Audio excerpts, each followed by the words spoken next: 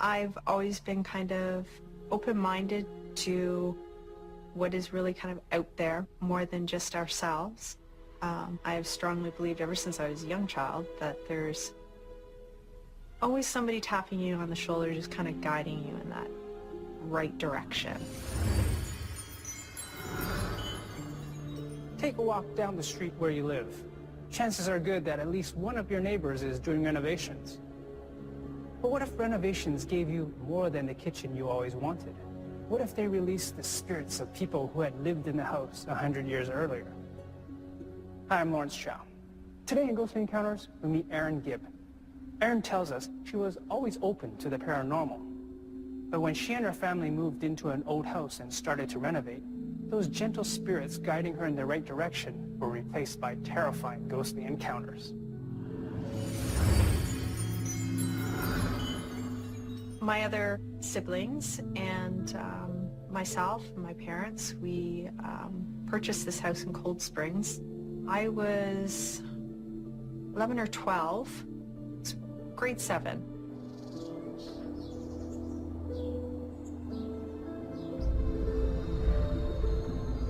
My father was a craftsman, and he was notorious for purchasing older homes and renovating them. So we knew heading into it as kids that there'd be a lot of work to be done and that there was a lot of history behind this house. In this particular house, it became notorious for just different things happening, lights going on and off. We would see spirits come up from the basement stairs, and they would pass in front of the television and out through the mud room.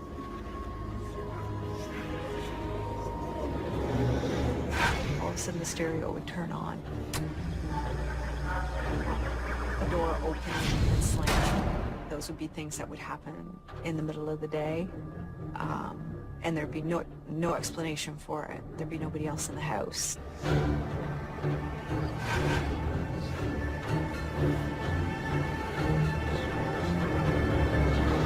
The activity increased over a period of time when we were knocking the walls down. It was almost like they were angry. I think it was us changing the space. They didn't like the fact that we were altering what was so very familiar to them. So just little things like that would just be gentle reminders, I guess, to us that they were always there. It just didn't have to happen at night when, you know, it was dark and creepy out.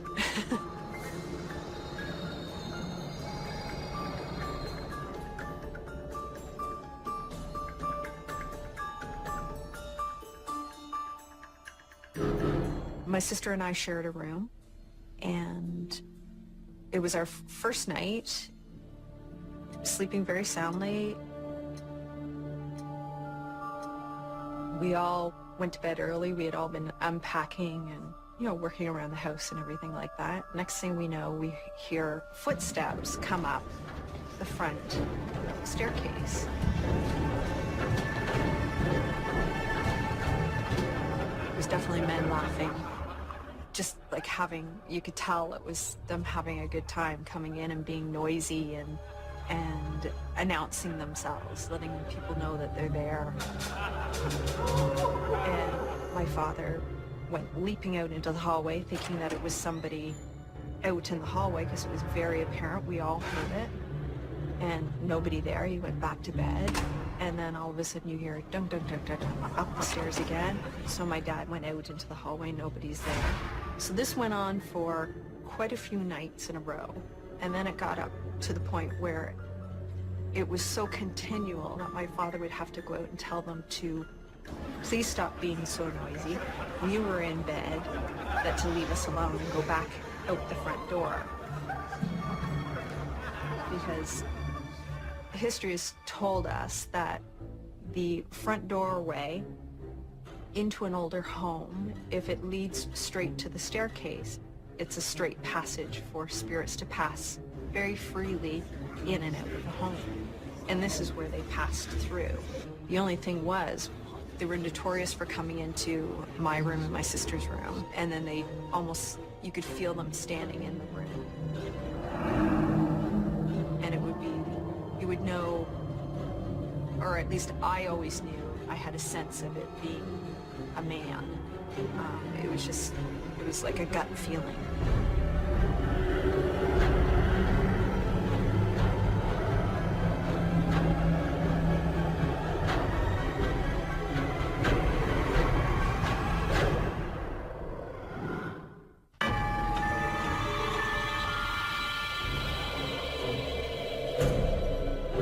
They were notorious for coming into my room and my sister's room. And then they almost, you could feel them standing in the room.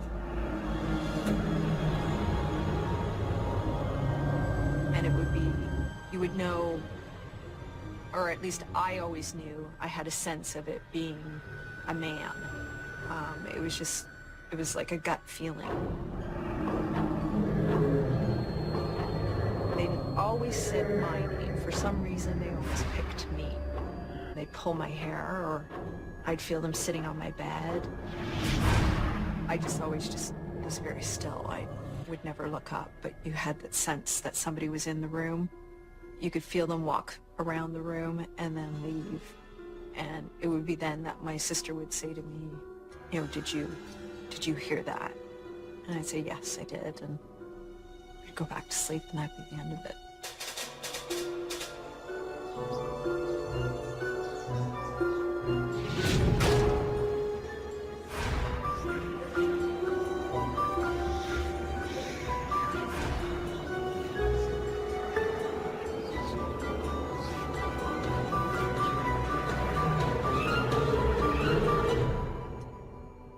Younger sister and I, we each had our own beds, and they were on either side of the bedroom, sleeping very soundly. And all of a sudden, our beds started to shake.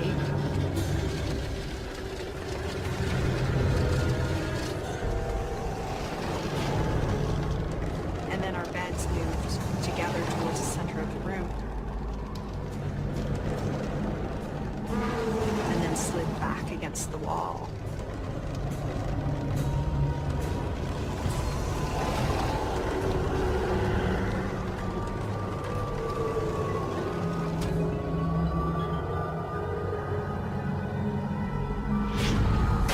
I just remember us just being very quiet, silent, and I think we've all experienced it as a child, that when you experience something scary, you break into that cold sweat and you don't move, you freeze.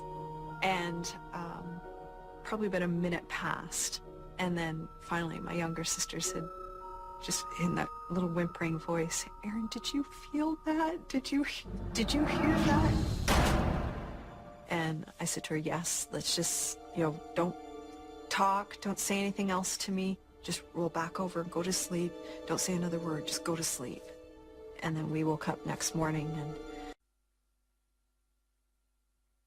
and described this instance to our parents.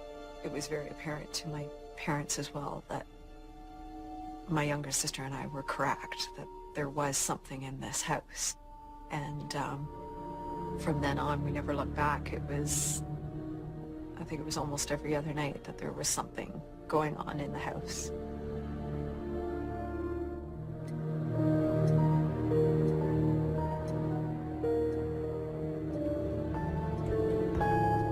The first time I experienced the woman was, it was almost a week after we had moved in originally to the house.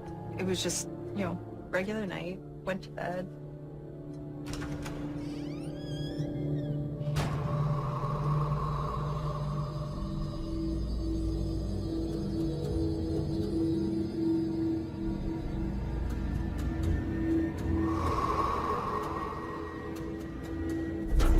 Woke up to the feeling of something sitting on the corner of my bed. And it it was just that feeling of weight. I could feel the side of my bed kind of, shift, and she was going to brush the hair off of my face.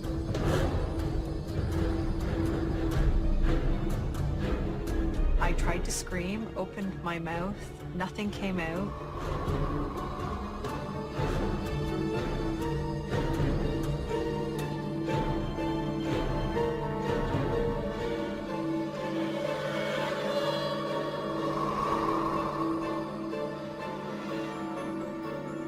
I was able to see her hair, her gown, her hands.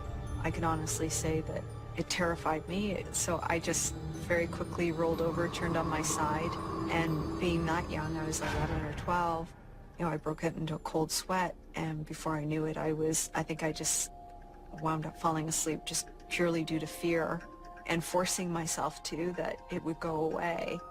And next thing I knew, it was morning, and I was waking up to being able to tell my story about what I had seen.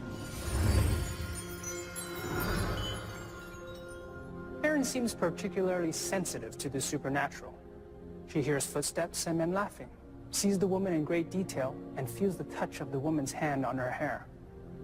Erin tells us the woman continued to appear, and despite her terror, it eventually became clear to her that the ghost manor was maternal. And so Erin wasn't that surprised by the next spirit she encountered.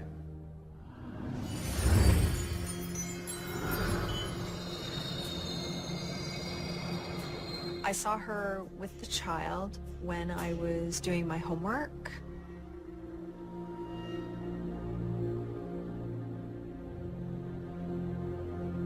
And at first I heard the child crying.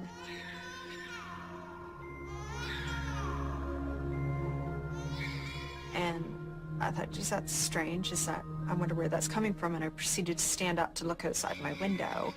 And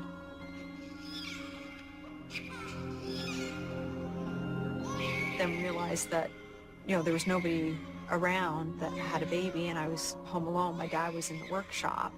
And when I sat back down at my desk, I had this sensation somebody was beside me.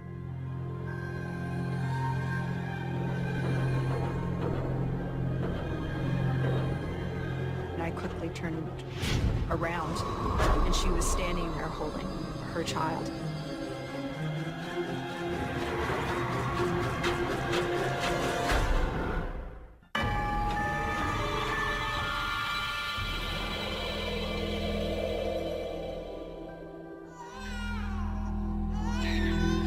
At first I heard the child crying.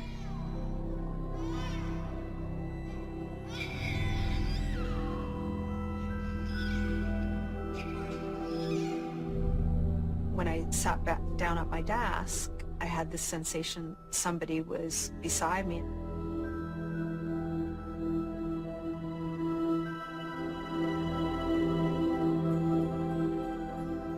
I quickly turned around, and she was standing there holding her child.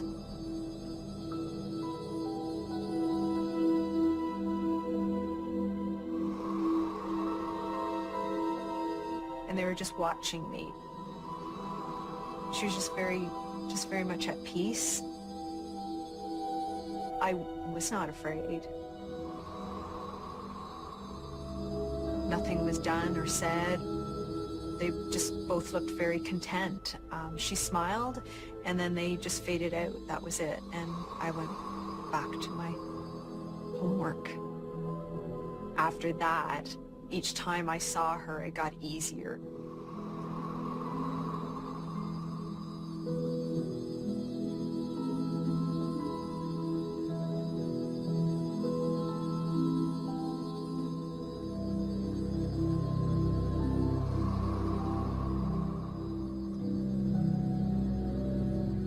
I didn't jump out of my skin.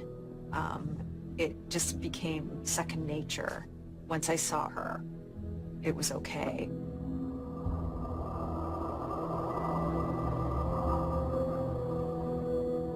The actual house history, we were told, is that it was actually an old bar saloon.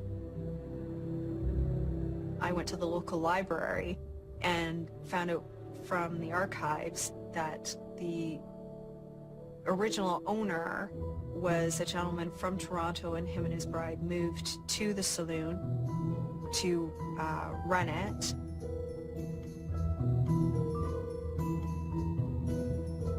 He had plans to build a new business on a neighboring lake, and left his new bride with their child at the saloon to run it herself. And back then, that was a huge commute. So in the middle of the winter, he wouldn't be able to come back. She was there on her own with the child.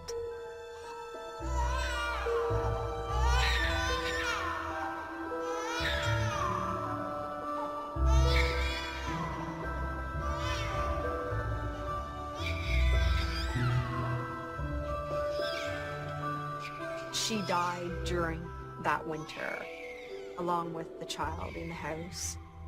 And I truly believe that every now and again she goes back, she comes back to the house to see if he is there for her. That's that part of her that is still keeping her here and the child here.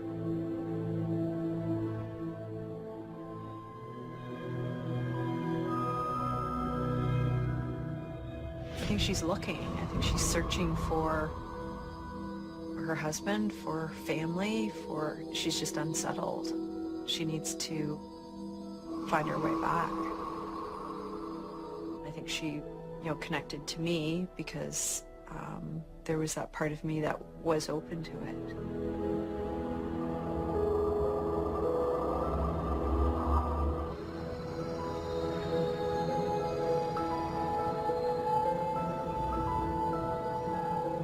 When we actually were renovating, we took down the wall leading up to the staircase.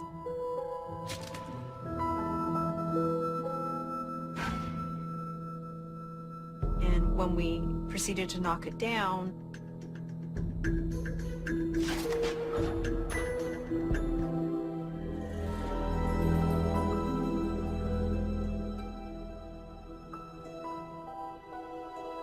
it was stuffed with a Victorian baby's dress.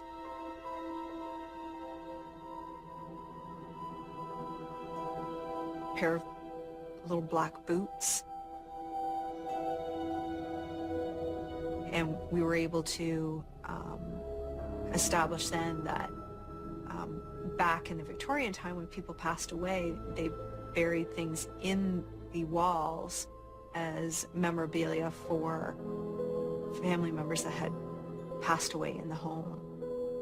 We were excited because it kind of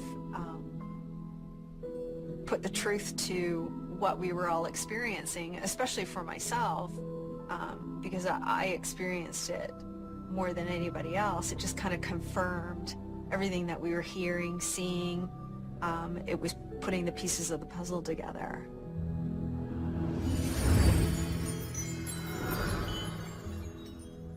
Our experts tell us that renovations are often reported to stir up ghostly energy. But it's the amount of historical verification Erin discovered that our consultants find particularly fascinating. When our experts evaluate a ghost story, they look for historical information rather than conjecture and hearsay. Finding the baby dress, the boots, and other items from Victorian times in the wall is what turns a typical haunted house tale into a ghostly encounter to be taken seriously. We often hear the expression, if these walls could talk. In Erin's story, they did.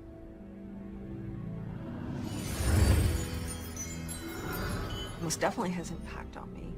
I think I've carried it with me all my life. I think it kind of opens you up to knowing that the strength of certain things, that there's more to just us, that there's something else beyond this life.